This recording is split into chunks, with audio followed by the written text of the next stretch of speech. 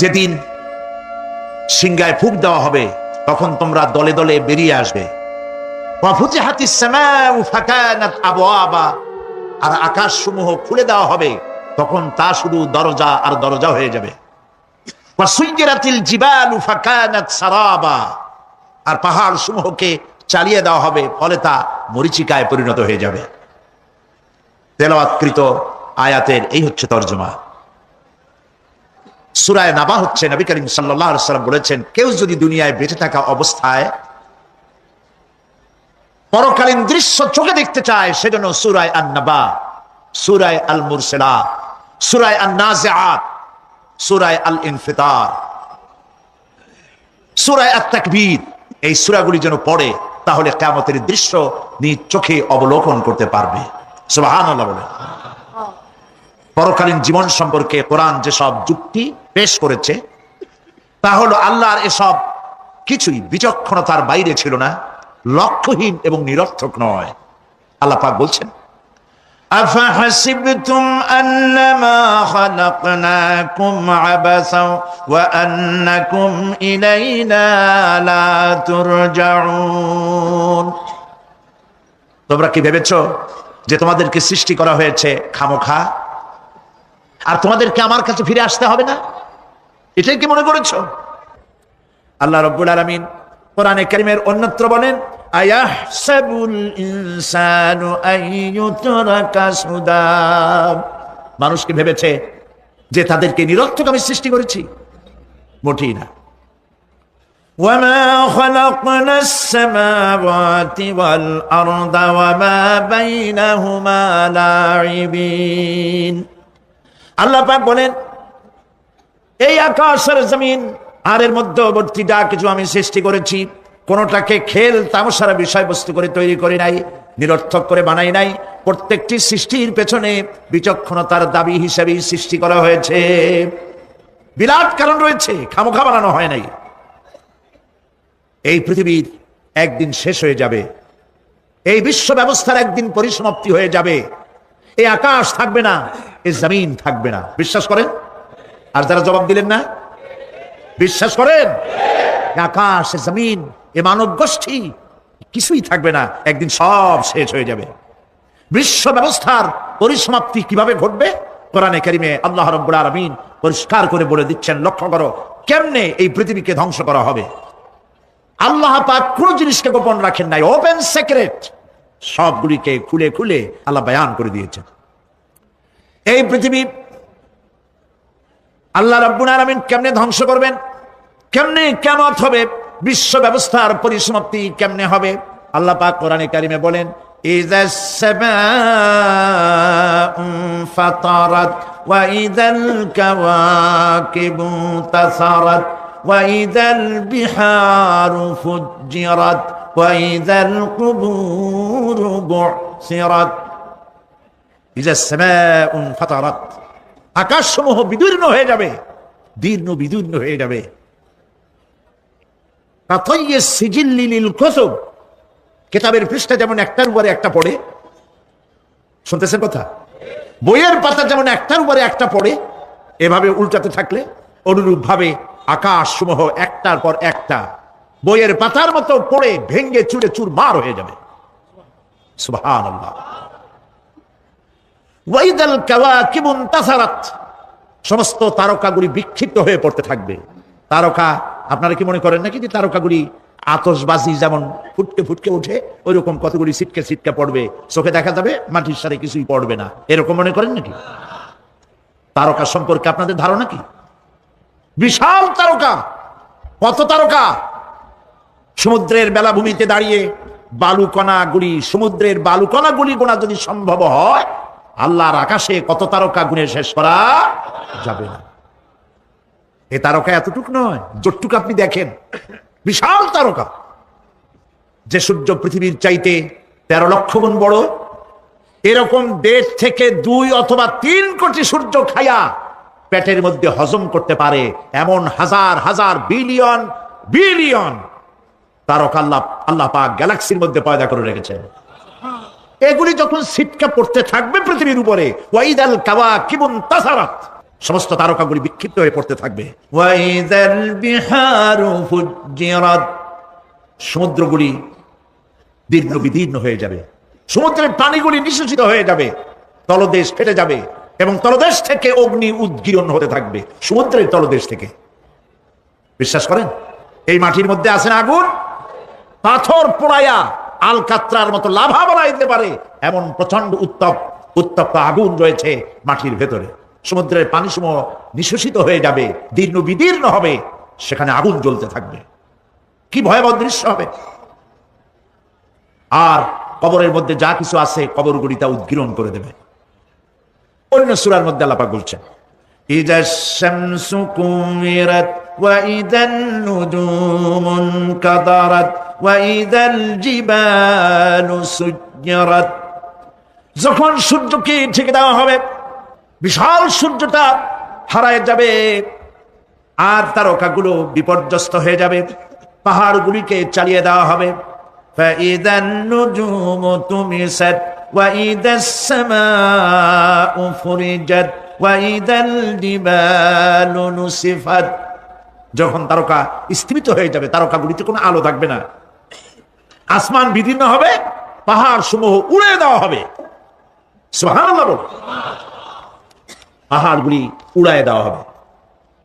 অবস্থা লক্ষ্য করেন, আকাশ ভেঙে ভেঙে পড়তেছে, তারকাগুলি বিক্ষিপ্ত হয়ে পড়তেছে, সব সমুদ্রের পানি শেষ হয়ে গিয়েছে, সমুদ্রের তলদেশ ফেটে ফেটে অগ্নি উদ্গীরণ করে দিচ্ছে, সূর্য ঢাকা পড়ে গেছে। মহান আল্লাহ রাব্বুল আলামিন বলেন, শুধু সূর্য ঢাকা পড়বে না, মানুষরা দেখতে পাবে فإذا برق البصر وخسف القمر وجمع الشمس والقمر, যখন চক্ষু বিস্ফারিত হবে, মানুষের চোখগুলি ছানা বড় হয়ে যাবে।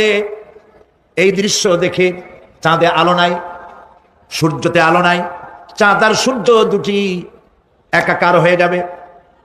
আল্লাহ পাক বলছেন, ওয়া হুমিলাতিল আরদু ওয়াল জিবালু ফাদুক্কাতা দাক্কাতান ওয়াহিদা, জমিন আর পাহাড়গুলোকে এর মধ্যে সংঘর্ষ বাঁধিয়ে দেওয়া হবে, পাহাড়গুলি উঁচু করে মাটির উপরে আছাড় মারা হবে, একই আঘাতে পাহাড়গুলি চূর্ণ বিচূর্ণ হয়ে যাবে। সুবহানাল্লাহ। এই কথার মধ্যে কোনো ভুল আছে? কেবলমাত্র কাফের বেঈমান তাদের কলিজা এ কথা ভয়ের সৃষ্টি না করতে পারে। ইমানদারদের কলিজা ফেটে যাওয়ার কথা। কি ভয়াবহ দৃশ্য, তারকা পড়তেছে, আকাশ ভাঙতেছে। খালি রাশিয়ার একটা রকেট বহু বছর পর্যন্ত মহাশূন্যে উঠতেছিল, একদিন পত্রপত্রিকায় দেখতে পেলাম ওইটা ভেঙে পড়বে, ওইটার মেয়াদ শেষ হয়ে গেছে, ভেঙে পড়বে। বিশ্ব মহাচিন্তায় পড়ে গেল, কোন দেশে পড়বে? যদি কোনো দেশের উপরে পড়ে সে দেশ শেষ হয়ে যাবে, বিল্ডিং, মানুষ, স্থাপনা সব চূর্ণ বিচূর্ণ হয়ে যাবে, ভয়তে অস্থির। রাশিয়ার বিজ্ঞানীরা চেষ্টা করলো সেটাকে সরাইয়া কোনো জমিনে যাতে না পড়ে মহাসমুদ্রে ভালাবার জন্য চেষ্টা করতে লাগলো। মনে আছে ঘটনা আপনাদের? পত্র পত্রিকা যারা পড়ে মনে থাকেনি কথা। রাশিয়ার একটা রকেট, এটার কত বড় হবে, ওইটা ভেঙে চুরে পড়বে, সে ভয়তে দুনিয়া অস্থির। আর আল্লাহ পাক বলছেন, এটা কোনো সন্দেহ নাই, আকাশ একটার পর একটা ভেঙে চুরে চুরমার হয়ে পড়তে থাকবে, তারকাসমূহ বিক্ষিপ্ত হয়ে পড়বে, দরিয়া দীর্ণ বিদীর্ণ হয়ে যাবে, চন্দ্র আর সূর্য ধাক্কা লেগে একাকার হয়ে যাবে, চাঁদে আলো নাই, সূর্যে আলো নাই, অন্ধকার এক বিভীষিকাময় পূর্ণ হয়ে যাবে গোটা বিশ্ব। পাহাড়গুলি উঁচু করে মাটির উপরে আঘাত করা হবে, এক ধাক্কায় পাহাড়গুলি ভেঙে চুরে চুরমার হয়ে যাবে। সুবহানাল্লাহ। এই অবস্থা যখন, এই ভয়ঙ্কর পরিস্থিতি যারা লক্ষ্য করবে, আল্লাহ রাব্বুল আলামিন বলেন, মানুষেরা ভয় অস্থির হয়ে দৌড়াদৌড়ি আরম্ভ করবে।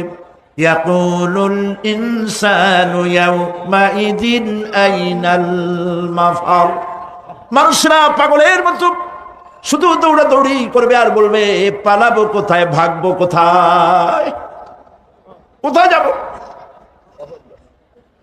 আল্লাহ রাব্বুল আলামিন জবাবে বলেন, কাল্লা লা ওয়াজারাইলা রাব্বিকা ইয়াউমাইযিনিল মুস্তাকার। কখনই নয় ভাগবার জায়গা নাই, পালাবার জায়গা নাই। আল্লাহ রাব্বুল আলামিনের আশ্রয় ছাড়া কোনো আশ্রয় নাই। এই বিভীষিকাময় দৃশ্য হয়ে যাবে, সব মরে যাবে, কেউ বাঁচবে না। মালাকুল মউতকে আল্লাহ পাক জিজ্ঞেস করবেন, কে এখন বেঁচে আছে আর কারা বেঁচে আছে? তিনি বলবেন হযরতে জিবরাইল, হযরতে মিকাইল, হযরতে ইসরাফিল। আল্লাহ পাক নির্দেশ করবেন, এদের জান কবজ করো। ইসরাফিল, মিকাইল জান কবজ হবে। হযরতে জিবরাইল আমিন শাদীদুল কুওয়া, প্রচন্ড ক্ষমতা আল্লাহ তাকে দান করেছেন, সুবহানাল্লাহ বলেন। দুনিয়ার সব নবীদের কাছে বাণী বহন করে নিয়ে আসছেন পূর্ণ অথেন্টিসিটির সাথে, সুবহানাল্লাহ। আল্লাহ পাক যাকে বলেছেন রূহুল আমিন। নবী করিম সাল্লাল্লাহু আলাইহি সাল্লামের মেরাজের রাতের যে কথা বলা হয়েছে, ওয়ালাকাদ রাহু বিল উফুকিল মুবিন, পশ্চিম দিক বলয় তিনি যা দেখতে পেয়েছিলেন, তাফসীর বলছে হযরতে জিবরাইলের পূর্ণ আকৃতিতে নবী করিম সাল্লাল্লাহু আলাইহি সাল্লাম তাকে দেখতে পেয়েছিলেন। হযরতে জিবরাইল যখন দুনিয়া আসেন, কোন কোন কিতাবে লেখা হয়েছে 600 ডানা আছে তার, 2 ঝাপটায় আকাশ থেকে জমিনে চলে আসেন, সুবহানাল্লাহ। হযরতে জিবরাইলকে আল্লাহ পাক বলবেন তাকে মওত দাও, হযরতে জিবরাইলও বিদায় হয়ে যাবে। আল্লাহ প্রশ্ন করবেন, এখন আর কে বাকি? মান বাকিয়া ইয়া মালাকাল মউত। মালাকুল মউত বলবেন, হে আল্লাহ তাআলা, এখন তোমার সামনে আমি দাঁড়িয়ে আছি, আর কেউ নাই। আল্লাহ পাক বলবেন, মুত ইয়া মালাকাল মউত।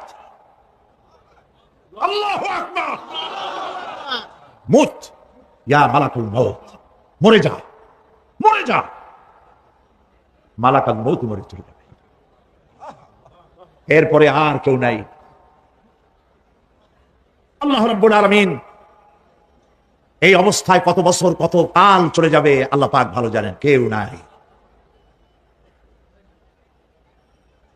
আজকের রাজত্ব কার? আল্লাহ প্রশ্ন করবেন, আজকের রাজত্ব কার? আল্লাহ পাক আওয়াজ দিবেন, বলবেন, আজকের রাজত্ব কার? কোনো জবাব নাই, আকাশের নাই, জমিনের নাই, আকাশও তো নাই, কারো কোনো জবাব নাই। আল্লাহ পাক বলবেন, লিল্লাহি ওয়াহিদুল কাহ্হার। আজ একমাত্র রাজত্ব হচ্ছে পরাক্রমশালী আল্লাহ রাব্বুল আলামিনের। আল্লাহ পাক বলবেন, ইয়া দুনিয়া আইনা শুজারুকি, হে পৃথিবী তোর গাছগুলা কই? ইয়া দুনিয়া আইনা জিবালুকি, হে পৃথিবী তোর পাহাড়গুলা কই? আইনাল জব্বারিন, স্বৈরাচারেরা কোথায়? কারো কোনো জবাব হবে না। আল্লাহ পাক এরপরে আবার মানুষগুলিকে জিন্দা করবে, সুবহানাল্লাহ। ওয়া ইযাল কুবুরু বু'থিরাত, যা কিছু মাটির মধ্যে লুকায়িত ছিল সবগুলি আল্লাহ পাক বের করে নিয়ে আসবেন। হাসরের ময়দান হবে, উপস্থিত হবে সমস্ত মানুষ, কেউ পলায়ে থাকতে পারবে না কোথাও। কুমিরে যারা খাইছে, বাঘে যারা খেয়েছে, আগুনে যারা পোড়াইছে, পানিতে যে ফুসে গেছে, পোকামাকড়ে যারা খেয়েছে, কোনো পথ নাই। সবাই আল্লাহর দরবারে উঠবে, পায়ে জুতা নাই, মাথায় কাপড় নাই, পরনে কোনো কাপড় চোপড় নাই, উলঙ্গ উলাঙ্গিনী। উম্মুল মুমিনিন হযরতে আয়েশা সিদ্দিকা রাদিয়াল্লাহু তাআলা আনহা, নবী করিম সাল্লাল্লাহু আলাইহি ওয়াসাল্লামের জবান মোবারক এটা শুনে কেঁদে ফেললেন, বললেন, ইয়া রাসূলুল্লাহ, আমারও কি সেই অবস্থা হবে?